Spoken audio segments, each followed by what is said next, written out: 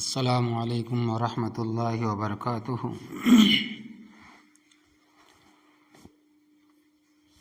الحمد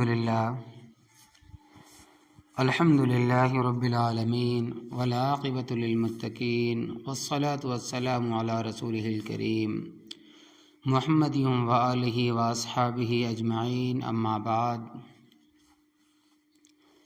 دیکھیں، ہر سال جب رجب کا مہینہ آتا ہے تو کبھی کبھی جو کچھ اس ماہ میں ثابت ہے وہ بیان کیا جاتا ہے، اور جو باتیں ثابت نہیں ہیں ان کی نشاندہی کر کے ان سے بچنے کی طرف متوجہ کیا جاتا ہے۔ تو اس طرح ماہ رجب کے بارے میں چند بیانات انٹرنیٹ پر محفوظ ہو گئے۔ عزیزم،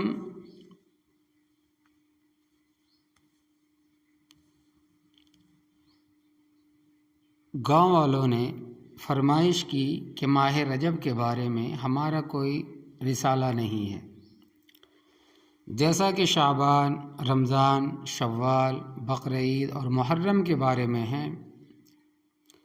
تو بندے نے ان کی فرمائش قبول کی اور یہ بیان کمپوز کروا کر اور اس پر نظر ثانی کر کے اشاعت کے لیے تیار کیا۔ اس دوران ذہن میں آیا کہ معراج کا واقعہ بڑا ایمان افروز واقعہ ہے، اور مشہور قول کے مطابق ماہ رجب سے بھی اس کا تعلق ہے، اس لیے اس کو بیان کرنا چاہیے اور رسالے میں بھی شامل کرنا چاہیے۔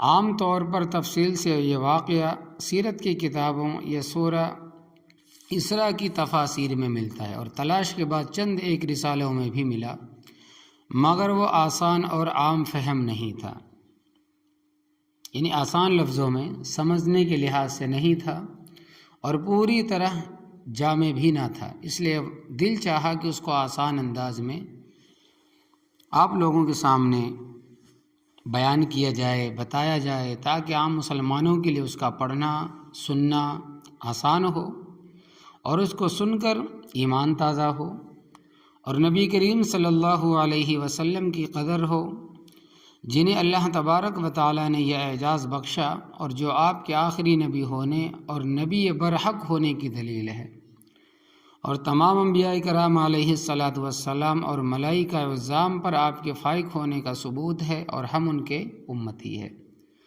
پھر اس واقعہ معراج میں جہاں زمین و آسمان، عالم برزخ، عالم بالا، سدرۃ المنتہا اور جنت و جہنم کی عجائبات کا ذکر ہے، وہیں اس میں ہمارے لیے بڑی ہدایات، نصیحتیں اور حکمتیں بھی ہیں۔ ان کو عام کرنے کے لیے اس واقعے کو بیان کرنے کا ارادہ کیا۔ چنانچہ سیرت طیبہ کی مستند کتابوں کا مطالعہ کیا، جن میں نشر الطیب حضرت تھانوی رحمۃ اللہ علیہ کی اور سیرت المصطفیٰ حضرت مولانا محمد ادریس صاحب کاندھلوی رحمۃ اللہ علیہ کو خاص طور پر اس واقعے کے لیے بنیاد بنائے، اور ان کتب سے یہ واقعہ آسان کر کے لیا گیا ہے، اور ان کے ساتھ دیگر کتب اور بعض تفاسیر سے بھی استفادہ کیا ہے، ان کا ذکر آخر میں کر دیا ہے۔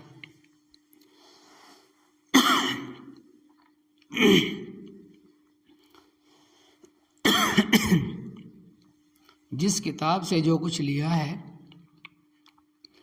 حاشیے میں اس کا حوالہ دے دیا ہے، تاکہ اصل کی طرف کوئی رجوع کرنا چاہے تو کر سکے، ورنہ کم از کم پڑھنے والے کو کتاب کے حوالے دیکھ کر اطمینان ہو، کوئی بات بغیر حوالے کی انشاءاللہ تبارک و تعالی نہیں ہے۔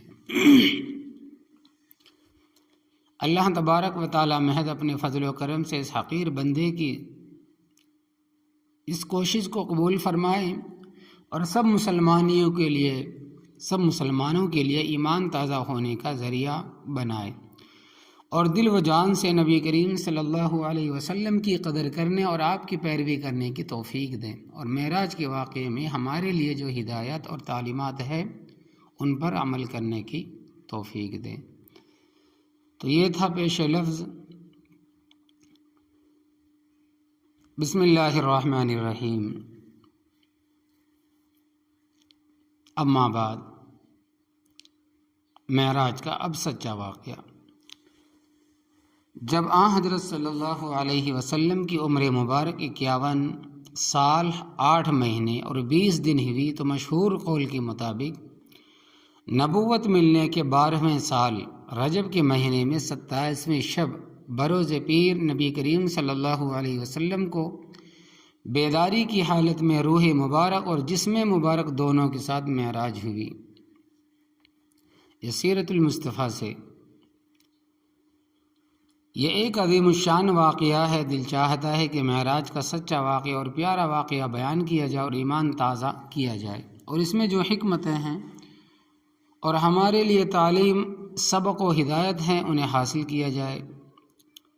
معراج کا ذکر قرآن کریم میں اللہ تبارک و تعالیٰ نے معراج کا واقعہ قرآن کریم میں اختصار کے ساتھ بیان فرمایا، اور وہ یہ ہے کہ سبحان الذی اسری بعبدہ لیلا من المسجد الحرام الی المسجد الاقصی الذی بارکنا حولہ لنریہ من آیاتنا انہ هو السمیع البصیر۔ ترجمہ پاک ہے وہ ذات جو اپنے خاص بندے محمد صلی اللہ علیہ وسلم کو رات کے تھوڑے سے حصے میں مسجد الحرام سے مسجد الاقصی تک لے گئی، جس کے ارد گرد ہم نے دینی اور دنیاوی برکتیں رکھی ہے۔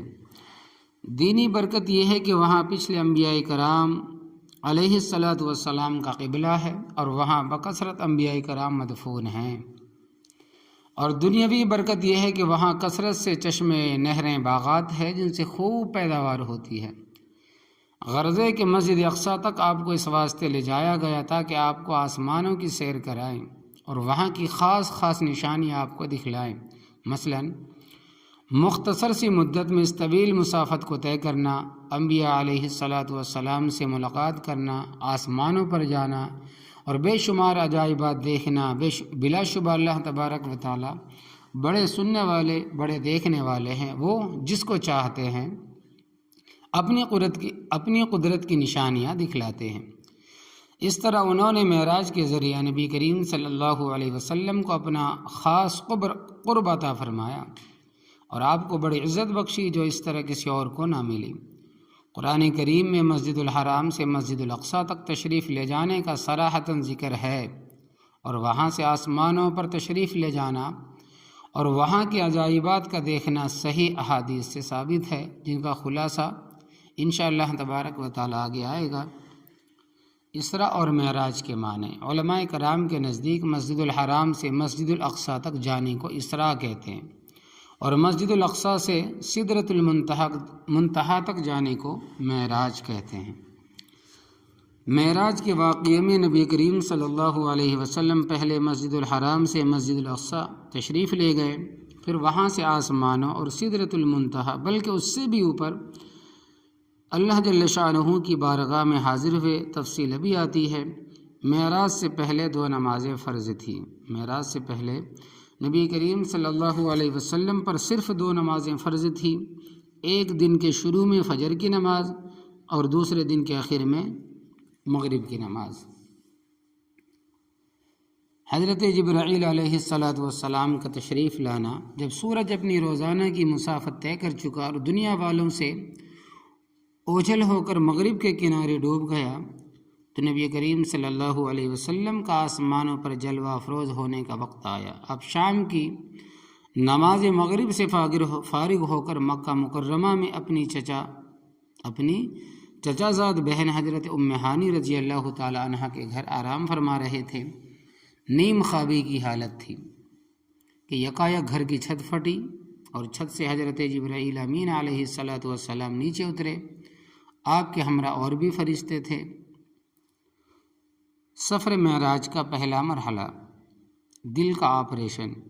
حضرت جبرائیل علیہ السلام نے خادمان آداب ملحوظ رکھ کر نبی کریم صلی اللہ علیہ وسلم کو بیدار کیا اور قدم مبارک پر ہاتھ لگا کر جگایا۔ آپ اٹھے اور ادھر ادھر دیکھا، مگر جب کسی کو نہ پایا تو آنکھیں بند کر لی اور پھر سو گئے۔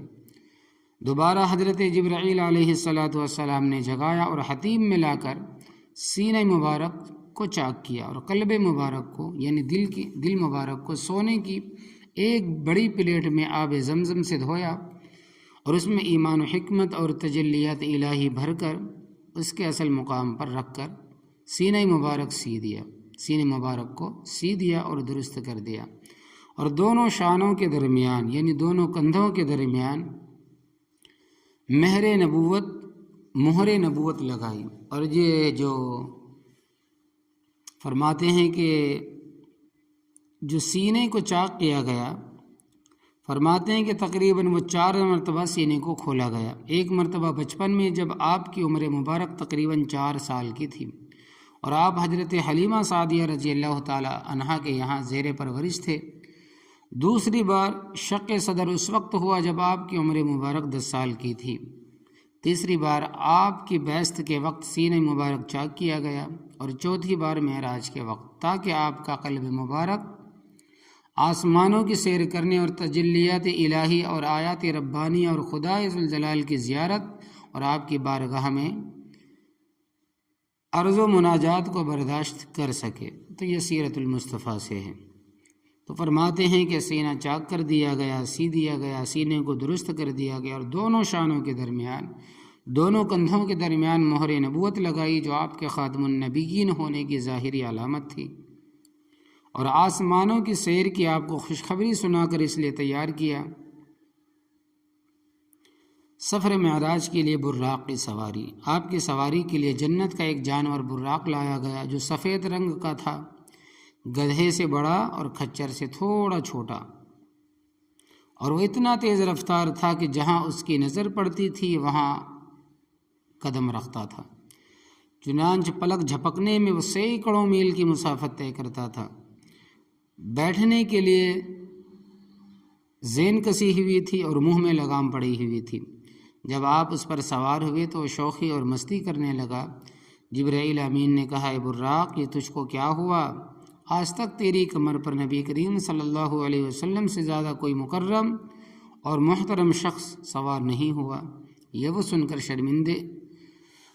سن کر شرم کی وجہ سے پسینہ پسینہ ہو گیا۔ آپ اس پر سوار ہوئے۔ حضرت جبرائیل علیہ السلام نے آپ کی رکاب پکڑی اور حضرت میکائیل علیہ السلام نے لگام تھامی۔ اس شان سے نبی کریم صلی اللہ علیہ وسلم روانہ ہوئے۔ سفر معراج کا دوسرا راستہ، راستے کے مقدس مقامات کی زیارت۔ جب آپ اس براق پر سوار ہوئے اور مسجد الحرام سے منزل مقصود کی طرف روانہ ہوئے تو چلتے ہوئے ایسی زمین پر گزر ہوا جس میں کھجور کے درخت بہت زیادہ تھے۔ جبرائیل امین نے عرض کیا، آپ یہاں اتر کر 2 رکعت نفل پڑھ لیجئے۔ آپ نے وہاں اتر کر 2 رکعت نماز ادا کی۔ جبرائیل امین نے عرض کیا، آپ کو معلوم ہے کہ آپ نے کس جگہ نماز پڑھی ہے؟ آپ صلی اللہ علیہ وسلم نے فرمایا، مجھے نہیں معلوم۔ جبرائیل امین نے عرض کیا، آپ نے یثرب یعنی مدینہ منورہ میں نماز پڑھی ہے، یثرب کہہ لیں یا یثرب کہہ لیں۔ آپ نے مدینہ میں نماز پڑھی ہے، جہاں آپ صلی اللہ علیہ وسلم ہجرت کر کے آئیں گے۔ اس کے بعد آپ ایک اور زمین پر پہنچے۔ جبرائیل امین نے عرض کیا، یہاں بھی اتر کر آپ نماز پڑھیے۔ آپ نے اتر کر نماز پڑھی۔ جبرائیل امین نے عرض کیا، آپ نے وادی سینا اور شجرہ موسیٰ کے قریب نماز پڑھی ہے، جہاں اللہ تبارک و تعالیٰ نے حضرت موسیٰ علیہ السلام سے کلام فرمایا تھا۔ پھر ایک سفید زمین سے گزر ہوا۔ جبرائیل امین نے عرض کیا، یہاں بھی اتر کر نماز پڑھیے۔ آپ نے اتر کر نماز پڑھی۔ جبرائیل امین نے عرض کیا، آپ نے مدین میں نماز پڑھی ہے، جو حضرت شعیب علیہ السلام کے رہنے کی جگہ تھی۔ وہاں سے روانہ ہوئے اور ایک اور زمین پر پہنچے۔ جبرائیل امین نے عرض کیا، یہاں بھی اتر کر نماز پڑھیے۔ آپ نے اتر کر نماز پڑھی۔ جبرائیل امین علیہ السلام نے عرض کیا، یہ مقام بیت اللحم ہے، یہاں حضرت عیسیٰ علیہ السلام کی ولادت ہوئی تھی۔ عالم برزخ کے عجیب و غریب واقعات کا مشاہدہ، دنیا اور شیطان کی مثال۔ آپ براق پر تشریف لے جا رہے تھے کہ راستے میں ایک بڑھیا پر گزر ہوا، جو راستے کے کنارے پر کھڑی تھی۔ اس نے آپ کو آواز دی۔ حضرت جبرائیل امین علیہ السلام نے عرض کیا، آگے چلیے، اس کی طرف توجہ نہ فرمائیے، آپ چلتے رہے۔ پھر ایک بوڑھا شخص نظر آیا جو راستے سے ایک طرف کھڑا ہوا تھا اور آپ کو اپنے پاس بلاتا تھا، اے محمد صلی اللہ علیہ وسلم ادھر آئیے۔ حضرت جبرائیل امین نے عرض کیا، چلتے رہیے، آگے چلیے۔ آگے چل کر آپ ایک جماعت کے پاس سے گزر ہوا، انہوں نے آپ کو ان الفاظ سے سلام کیا، السلام علیک یا اول، آپ پر سلام ہو اے سب سے اول، السلام علیک یا آخر، آپ پر سلام ہو اے سب سے آخر، السلام علیک یا حاشر، آپ پر سلام ہو اے سب کو جمع کرنے والے۔ حضرت جبرائیل امین نے عرض کیا، آپ ان کے سلام کا جواب دیجئے۔ آپ صلی اللہ علیہ وسلم نے جواب دیا۔ اس کے بعد حضرت جبرائیل امین نے ان سب کے بارے میں وضاحت کی کہ وہ بڑھیا جو راستے کے کنارے کھڑی تھی دنیا تھی، اب دنیا کی عمر اتنی سی رہ گئی ہے جتنی اس عورت کی عمر باقی ہے، اور وہ بوڑھا مرد جس نے آپ کو پکارا تھا شیطان تھا۔ دونوں کا مقصد آپ کو اپنی طرف مائل کرنا تھا، متوجہ کرنا تھا۔ اگر آپ ان کو جواب دے دیتے تو آپ کی امت گمراہ ہو جاتی اور وہ دنیا کو آخرت پر ترجیح دیتی۔ اور وہ جماعت جس نے آپ کو سلام کیا وہ حضرت ابراہیم علیہ السلام، حضرت موسیٰ علیہ السلام، حضرت عیسیٰ علیہ السلام تھے۔ حضرت موسیٰ علیہ السلام دجال اور جہنم کے نگران کو دیکھا۔ ایک روایت میں ہے کہ نبی کریم صلی اللہ علیہ وسلم نے فرمایا کہ شب معراج کی رات میں ایک سرخ ٹیلے کے قریب میرا گزر ہوا، میں نے دیکھا وہاں قبر میں حضرت موسیٰ علیہ السلام کھڑے ہو کر نماز پڑھ رہے تھے۔ نیز میں نے دجال اور جہنم کے نگران کو بھی دیکھا جس کا نام مالک ہے۔ چلتے ہوئے حضرت نبی کریم صلی اللہ علیہ وسلم کا گزر ایک ایسی قوم پر ہوا جن کے ناخن تانبے کے تھے اور وہ اپنے چہروں اور سینوں کو ناخنوں سے چھیلتے تھے۔ نبی کریم صلی اللہ علیہ وسلم نے جبرائیل امین سے دریافت کیا کہ یہ کون لوگ ہیں؟ انہوں نے عرض کیا، یہ وہ لوگ ہیں جو آدمیوں کا گوشت کھاتے ہیں، یعنی ان کی غیبت کرتے ہیں اور ان کی عزت اور آبرو خراب کرتے ہیں۔ یہ غیبت کرنے والوں کا عذاب تھا، انجام تھا۔ اب جہاد کرنے والوں کا بڑا ثواب بھی سنیے۔ نبی کریم صلی اللہ علیہ وسلم کا گزر ایک ایسی قوم پر ہوا جو ایک ہی دن میں زمین میں بیج ڈالتے ہیں اور ایک ہی دن میں کھیتی کاٹ بھی لیتے ہیں، اور کاٹنے کے بعد کھیتی پھر ویسی تیار ہو جاتی ہے جیسے پہلے تھی۔ آپ نے جبرائیل امین سے دریافت کیا، یہ کیا ماجرا ہے جبرائیل، اور یہ کون لوگ ہیں؟ جبرائیل امین علیہ السلام نے جواب دیا کہ یہ لوگ اللہ تبارک و تعالیٰ کے راستے میں جہاد کرنے والے ہیں، خدا کے راستے میں شہید ہونے والے ہیں، اللہ تبارک و تعالیٰ کے نام پر خدا کے راستے میں جانے والے ہیں۔ ان کی ایک نیکی 700 گنا سے زیادہ ہو جاتی ہے، اور یہ لوگ جو کچھ بھی خرچ کرتے ہیں اللہ تبارک و تعالیٰ اس کا نعم البدل عطا فرماتے ہیں۔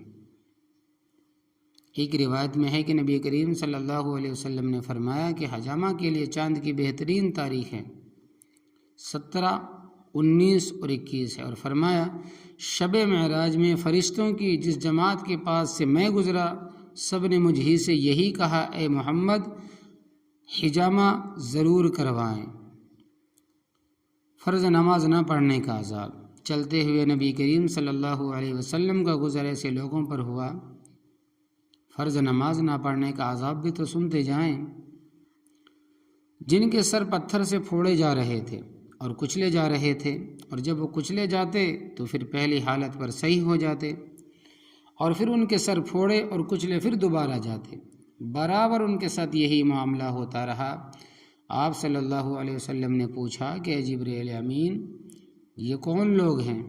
انہوں نے عرض کیا کہ یہ وہ لوگ ہیں جو نماز نہیں پڑھتے ہیں، نہیں پڑھتے تھے، نہیں پڑھنے والے ہیں۔ زکوٰۃ نہ دینے کا انجام بھی سنتے جائیں۔ پھر نبی کریم صلی اللہ علیہ وسلم کا گزر ایک ایسی قوم پر ہوا جن کی شرمگاہ پر آگے اور پیچھے کپڑوں کے ٹکڑے لپیٹے ہوئے تھے، اور وہ اونٹ اور بیل کی طرح چر رہے تھے۔ اور وہ جہنم کے کانٹے اور پتھر کھا رہے تھے۔ آپ نے جبرائیل امین سے پوچھا، یہ جبرائیل امین یہ کون لوگ؟ انہوں نے عرض کیا کہ یہ وہ لوگ ہیں جو اپنے مالوں کی زکوٰۃ نہیں دیتے تھے۔ ناجائز تعلق رکھنے والے مرد اور عورتوں کا انجام بھی تو سنتے جائیں۔ پھر آپ کا گزر ایک ایسی قوم پر ہوا جن کے سامنے ایک ہنڈیا میں پکا ہوا گوشت رکھا ہوا ہے اور ایک ہنڈیا میں کچا اور سڑا ہوا گوشت رکھا ہوا ہے۔ یہ لوگ سڑا ہوا گوشت کھا رہے ہیں اور پکا ہوا گوشت نہیں کھاتے۔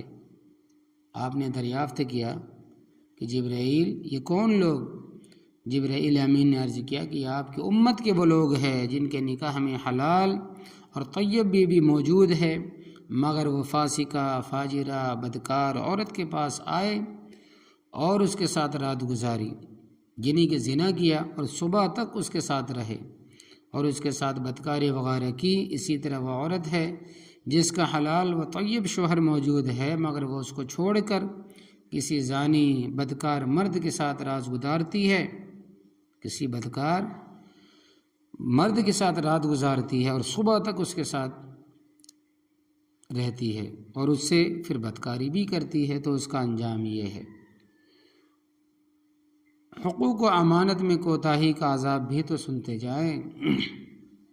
چلتے ہوئے آپ کا گزر ایک ایسے قوم پر ہوا، ایک ایسے شخص پر ہوا جس نے ایک بڑا گٹھا لکڑیوں کا جمع کر رکھا ہے جسے وہ اٹھا نہیں سکتا، اور وہ اس میں اور لکڑیاں لا کر رکھ رہا ہے۔ آپ نے دریافت کیا کہ ہے کیا ماجرا؟ جبرائیل امین نے عرض کیا کہ یہ آپ کی امت کا ایک ایسا شخص ہے جس کے ذمے لوگوں کے بہت سے حقوق اور امانتیں ہیں جن کے ادا کرنے سے وہ عاجز ہے، مگر وہ مزید بوجھ اپنے اوپر لادتا جاتا ہے۔ فرماتے ہیں کہ عذاب اس شخص کو قیامت تک ہوتا رہے گا۔ ڈاکہ ڈالنے کا وبال بھی سنیے۔ پھر آپ کا گزر ایک ایسی لکڑی پر ہوا جو راستے میں پڑی ہوئی ہے، اس کے پاس سے جو شخص بھی گزرتا ہے یا کپڑا گزرتا ہے، وہ لکڑی اس کو پھاڑ دیتی ہے۔ آپ نے جبرائیل امین سے پوچھا یہ کیا معاملہ؟ انہوں نے عرض کیا کہ یہ آپ کی امت میں ان لوگوں کی مثال ہے جو راستے میں چھپ کر بیٹھ جاتے ہیں اور راہ سے گزرنے والوں پر ڈاکے ڈالتے ہیں، یعنی راستے سے گزرنے والوں پر ڈاکے ڈالتے ہیں۔ بے عمل واعظوں کا انجام بھی تو سنتے جائیں، یعنی جو تقریر کرنے والے بہت اچھی تقریر کرتے ہیں مگر عمل خود نہیں کرتے۔ پھر آپ کا گزر ایسی قوم پر ہوا جن کی زبانیں اور ہونٹ لوہے کی قینچیوں سے کاٹے جا رہے تھے، جب وہ کٹ چکتی ہے پھر پہلے کی طرح صحیح اور سالم ہو جاتی ہے۔ اسی طرح یہ سلسلہ چلتا رہتا ہے، ختم ہوتا ہی نہیں۔ آپ نے پوچھا جبرائیل یہ کیا معاملہ؟ جبرائیل امین نے عرض کیا یہ آپ کی امت کے وہ خطبہ اور واعظ ہے، تقریر کرنے والے ہے، خطیب ہے جو دوسروں کو تو نصیحت کرتے ہیں لیکن خود عمل نہیں کرتے، بڑی بڑی باتیں کرنے والے کا انجام۔ پھر آپ کا گزر ایک چھوٹے پتھر پر ہوا جس میں سے ایک بڑا بیل پیدا ہوتا ہے، پھر وہ بیل اس پتھر کے اندر جانا چاہتا ہے لیکن نہیں جا سکتا۔ آپ نے پوچھا کہ اس کی کیا حقیقت؟ جبرائیل امین نے عرض کیا کہ اس شخص کا حال ہے جو ایک بڑی بات اپنے منہ سے نکالے پھر اس پر نادم اور شرمندہ ہو لیکن اس کو واپس کرنے پر قادر بھی نہ ہو۔ جنت اور اہل جنت کا مشاہدہ۔ چلتے چلتے ایک وادی سے گزر ہوا جہاں نہایت ٹھنڈی اور خوشبودار ہوا آ رہی تھی، اور آپ نے وہاں ایک آواز بھی سنی۔ آپ نے دریافت کیا کہ یہ کیا ہے؟ جبرائیل امین نے عرض کیا یہ خوشبو اور جنت کی آواز ہے۔ جنت اللہ تبارک و تعالیٰ سے عرض کرتی ہے کہ اے میرے رب، آپ نے مجھ سے جو وعدہ فرمایا ہے اس کو پورا کر دیجئے، کیونکہ میرے بالائی منزلیں موٹے ریشم اور باریک ریشم سے آراستہ ہے، قیمتی ہیرے جواہرات اور موتیوں سے سجی ہوئی ہے، سونے چاندی کے گلاس، پلیٹیں، ہاتھ سے پکڑنے والے پیالے موجود ہے، ہمہ قسم کی سواریاں، شہد، پانی، دودھ اور پاکیزہ شراب وافر مقدار میں پہنچ چکی ہے، لہذا وعدے کے مطابق مجھے جنت میں رہنے والے جنتی عطا فرما دیجیے تاکہ میرے اندر آ کر ان نعمتوں کو استعمال کرے۔ اس پر اللہ تبارک و تعالیٰ کا ارشاد ہوتا ہے کہ اے جنت، میں نے تیرے اندر رہنے کے لیے ہر مسلمان مرد، ہر مسلمان عورت، ہر مومن مرد، ہر مومن عورت طے کر دی ہے، جو مجھ پر میرے رسولوں پر ایمان لائے اور میرے ساتھ شرک نہ کرے، کسی کو شریک نہ کرے، نہ ذات میں نہ صفات میں، اور میرے سوا کسی کو میرے ساتھ شریک نہ کرے، جو مجھ سے ڈرے گا وہ آخرت کے عذاب سے محفوظ و مامون ہوگا، اور جو مجھ سے مانگے گا میں اس کو دوں گا، جو مجھ کو قرض دے گا یعنی اللہ تبارک و تعالیٰ کے راستے میں خرچ کرے گا، میں اس کو اس کا بدلہ ضرور دوں گا، اور جو مجھ پر بھروسہ اور توکل کرے گا میں اس کے کام بناؤں گا۔ یاد رکھو میں اللہ تبارک و تعالیٰ ہوں، میرے سوا کوئی معبود نہیں ہے، میں وعدہ خلافی نہیں کرتا۔ لا تبدیل لکلمات اللہ، بلا شبہ ایمانداروں کو فلاح نصیب ہوئی، اور اللہ تبارک و تعالیٰ سب سے اچھا پیدا کرنے والا ہے اور بابرکت ہے۔ یہ سن کر جنت راضی ہو گئی۔ اللہ پاک ہم سے بھی راضی ہوں، آمین۔ معراج میں عمدہ خوشبو آنا۔ ایک روایت میں ہے کہ نبی کریم صلی اللہ علیہ وسلم نے ارشاد فرمایا کہ جس رات مجھے معراج کرائی گئی اس رات مجھے ایک جگہ نہایت عمدہ خوشبو آئی۔ میں نے کہا جبرائیل یہ زبردست عمدہ خوشبو کیسی ہے؟ انہوں نے عرض کیا یہ عمدہ خوشبو فرعون کی بیٹی کے سر میں یہ عمدہ خوشبو یا اچھی خوشبو فرعون کی بیٹی کے سر میں کنگھا کرنے والی عورت اور اس کے بچوں کی قبر سے آ رہی ہے۔ میں نے کہا کہ اس کا کیا قصہ ہے؟ جبرائیل امین علیہ السلام نے کہا کہ ایک دن وہ فرعون کی بیٹی کے سر میں کنگھا کر رہی تھی، ایک دم اس کے ہاتھ سے کنگھی گر گئی۔ اس نے بسم اللہ کے نام سے کہہ کر کنگھی اٹھائی۔ فرعون کی بیٹی نے کہا میرے باپ کا نام لے کر اٹھاؤ۔ اس نے کہا کہ نہیں، میرے اور تمہارے باپ کا رب اللہ تبارک و تعالیٰ ہے۔ فرعون کی بیٹی نے کہا میں اپنے باپ کو بتاؤں؟ کنگھی کرنے والے مومنہ نے کہا شوق سے۔ چنانچہ اس نے اپنے باپ فرعون کو بتایا۔ فرعون نے کنگھی کرنے والی کو طلب کیا، بلایا۔ فرعون نے کہا کہ اے فلاں عورت، میرے سوا بھی کوئی رب ہے؟ اس نے کہا کہ ہاں میرا رب اور تمہارا رب اللہ تبارک و تعالیٰ ہے۔ فرعون نے غصے میں حکم جاری کیا کہ تانبے کا بہت بڑا کڑاہی گرم کیا جائے۔ اس کے حکم کی تعمیل کی گئی۔ ایک بڑے کڑاہوں میں تیل ڈال کر گرم کیا گیا تیل کو۔ جب تیل کھولنے لگا تو اس نے دوسرا حکم یہ دیا کہ اسے اور اس کے بچوں کو اس میں ڈال دیا جائے۔ مومنہ عورت نے فرعون سے کہا میری آپ سے ایک درخواست ہے۔ فرعون نے کہا کہ کیا درخواست؟ مومنہ عورت نے کہا کہ میں چاہتی ہوں کہ تم میری اور میرے بچوں کی ہڈیاں ایک کپڑے میں ڈال کر ایک جگہ دفن کر دینا۔ فرعون نے کہا کہ یہ تمہارا ہمارے ذمہ حق ہے، یعنی تمہاری یہ فرمائش پوری ہوگی۔ پھر فرعون نے حکم دیا کہ اس کے تمام بچے ایک ایک کر کے اس کے سامنے گرم کھولتے ہوئے تیل میں ڈال دو۔ چنانچہ فرعون کے نوکروں نے ایک ایک کر کے تمام بچے کو کڑاہوں میں ڈال دیے، یہاں تک کہ آخر میں ایک دودھ پینے والے ننھے منھے بچے کی باری آ گئی۔ اس ننھے منھے بچے کی وجہ سے ماں کو دھچکا لگا اور وہ لمحہ بھر کے لیے رکی۔ ایک دم ننھا منھا بچہ بولا اماں اس کڑاہوں میں کود جاؤ، کیونکہ دنیا کا عذاب آخرت کے عذاب کے مقابلے میں بہت کم اور بہت زیادہ آسان ہے۔ چنانچہ وہ ماں بچہ سمیت آگ کے گرم کڑاہوں میں کود گئی۔ تو اس وجہ سے یہ خوشبو اور بہت اچھی خوشبو وہاں سے آ رہی ہے۔ تو نبی کریم صلی اللہ علیہ وسلم یہ وہ خوشبو ہے، دوزخ کی بدبو اور اہل جہنم۔ اس کے بعد ایسے مقام سے گزر ہوا جہاں بدبو محسوس ہوئی اور ایک وحشت ناک آواز سنائی دی۔ آپ نے پوچھا کہ یہ کیا ہے؟ جبرائیل امین نے عرض کیا کہ یہ جہنم کی آواز ہے، اور جہنم اللہ تبارک و تعالیٰ سے عرض کرتی ہے کہ اے میرے رب، آپ نے مجھ سے جو وعدہ فرمایا ہے یعنی دوزخیوں سے بھرنے کا وہ پورا فرما دیجئے اور دوزخی مجھے عطا کر دیجئے، کیونکہ میری زنجیریں، لوہے کے ہار، آگ کے شعلے، گرم پانی، خون و پیپ اور عذاب بہت زیادہ ہو چکے ہیں۔ میری گہرائی بہت لمبی اور گرمی بہت تیز ہو چکی ہے۔ اللہ تبارک و تعالیٰ یہ سن کر فرماتے ہیں کہ میں نے تیرے اندر رہنے کے لیے ہر مشرک مرد، ہر مشرک عورت طے کر دی ہے، اور ہر کافر مرد عورت اور ہر متکبر سرکش جو آخرت کے حساب پر یقین نہیں رکھتا، تیرے لیے میں نے مقرر کر دیے، وہ تیرے اندر ڈالے جائیں گے۔ دوزخ یہ سن کر راضی ہو گئی، اور اللہ تبارک و تعالی ہمیں دوزخ سے بچائے، آمین۔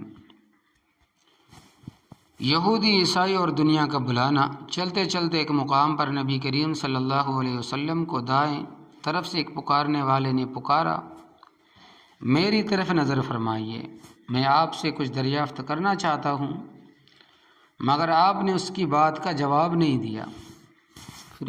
پھر ایک اور شخص نے آپ کو اس طرح بائیں طرف سے پکارا، مگر آپ نے اس کو بھی کوئی جواب نہیں دیا۔ اسی دوران ایک عورت پر نظر پڑی جو اپنے ہاتھوں کو کھولے ہوئے ہے اور وہ ہر طرح سے آراستہ ہے اور اللہ تبارک و تعالیٰ کی پیدا کردہ ہے۔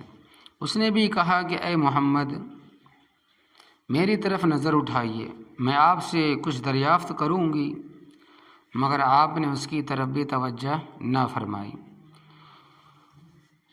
اس کے بعد حضرت جبرائیل امین علیہ السلام نے اس بارے میں آپ کی خدمت میں عرض کیا کہ پہلا پکارنے والا یہودی مذہب کا دعوت دینے والا تھا، اگر آپ اس کو جواب دے دیتے تو آپ کی امت یہودی ہو جاتی، اور دوسرا پکارنے والا شخص عیسائیوں کا داعی تھا، اگر آپ اس کو جواب دے دیتے تو آپ کی امت عیسائی ہو جاتی، اور وہ عورت جو اپنی طرف بلاتی تھی وہ دنیا تھی، اگر آپ اس کو جواب دے دیتے تو اس کا اثر یہ ہوتا کہ آپ کی امت دنیا کو آخرت پر ترجیح دے دیتی، آپ کی امت دنیا کو آخرت پر ترجیح دے دیتی، جیسا کہ پہلے بھی گزر چکا ہے۔ حلال و حرام کی مثال۔ دوران سفر آپ نے ایک مقام پر دیکھا کہ بہت سے دسترخوان لگے ہوئے ہیں، ایک جگہ پر بہت سے دسترخوان لگے ہوئے ہیں جن پر لذیذ اور پاکیزہ گوشت رکھا ہوا ہے، مگر وہاں کوئی شخص نہیں ہے، اور دوسرے دسترخوانوں پر سڑا ہوا گوشت رکھا ہوا ہے اور بہت سے آدمی بیٹھے کھا رہے ہیں۔ جبرائیل امین نے ان کے بارے میں وضاحت کی، پوچھا کہ بھی یہ کیا ہے، یہ کون لوگ ہیں جو حلال کو چھوڑ کر حرام کھاتے ہیں؟ فرمایا پھر آپ کا گزر ایسے لوگوں پر ہوا جن کے ہونٹ اونٹ کے ہونٹ کی طرح ہے۔ تو جو اوپر کی مثال ہے کہ سڑا ہوا گوشت کھا رہے ہیں اور لذیذ کھانے کو چھوڑ رہے ہیں، فرماتے ہیں کہ یہ حلال کو چھوڑ کر دنیا کے اندر حرام کھانے والے لوگ ہیں۔ یتیموں کا مال ناحق کھانا۔ پھر آپ کا گزر ایسے لوگوں پر ہوا جن کے ہونٹ اونٹ کے ہونٹ کی طرح ہیں، جو آگ کی چنگاریاں نگلتے ہیں اور وہ ان کے پاخانے کے راستے سے نکل رہی ہے۔ جبرائیل امین نے ان کے بارے میں فرمایا کہ وہ لوگ ہیں جو یتیموں کا مال ناحق کھاتے تھے۔ چلتے چلتے ایسے لوگوں پر گزر ہوا جن کے پیٹ کوٹھریوں کی طرح ہے، بڑے بڑے ہیں، جب ان میں سے کوئی اٹھتا ہے تو فوراً گر جاتا ہے، اس طرح ان کو عذاب ہو رہا ہے۔ نبی کریم صلی اللہ علیہ وسلم کے پوچھنے پر جبرائیل امین نے عرض کیا کہ یہ سود کھانے والے لوگ۔ ایک روایت میں اس طرح ہے کہ آپ نے شب معراج میں ایک آدمی کو نہر میں تیرتے ہوئے دیکھا، جب وہ تیرتے تیرتے کنارے پر پہنچتا تھا تو اس کے منہ پر زور سے پتھر مارا جاتا تھا، جس سے وہ واپس نہر کے بیچوں بیچ پھر دوبارہ پہنچ جاتا تھا۔ میں نے دریافت کیا کہ یہ کون ہے؟ مجھ سے کہا گیا کہ یہ سود خور ہے، پتھر کے لقمے کھانے والے۔ چلتے ہوئے ایک شخص پر نبی کریم صلی اللہ علیہ وسلم کا گزر ہوا جو نہر میں تیرتا تھا اور پتھر کا لقمہ بنا بنا کر کھا رہا تھا۔ آپ نے جبرائیل امین سے دریافت کیا کہ یہ کون ہے؟ انہوں نے جواب دیا کہ یہ سود کھانے والا ہے۔